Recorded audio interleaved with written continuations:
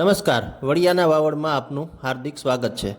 વડિયા મામલતદાર દ્વારા અનાજ માફિયાઓ સામે લાલ આંખ કરવામાં આવી છે। વડિયા મામલતદાર દ્વારા અમનનગર રોડ ઉપરથી ઘઉંનો બિનઅધિકૃત જથ્થો ઝડપવામાં આવ્યો છે। 1177 કિલો બિનઅધિકૃત ઘઉંનો જથ્થો રિક્ષા ચાલક સાથે વડિયા મામલતદારે ઝડપ્યો છે। આ જથ્થાને વડિયા ગોડાઉન ખાતે સીઝ કરવામાં આવ્યો છે।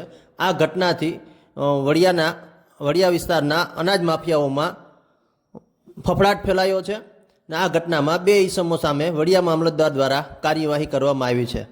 આ પ્રક્રિયામાં વડિયાના ઇન્ચાર્જ મામલતદાર કેજરભાઈ સિંધી, ઇન્ચાર્જ પુરવઠા મામલતદાર કુલદીપસિંહ સિંધવ અને દીપક પરમાર દ્વારા કાર્યવાહી કરવામાં આવી છે અને 2 ઈસમોની સામે મામલતદાર દ્વારા કાયદાકીય પગલાઓ ભરવામાં આવતા અનાજ માફિયાઓમાં ફફડાટ ફેલાયો છે।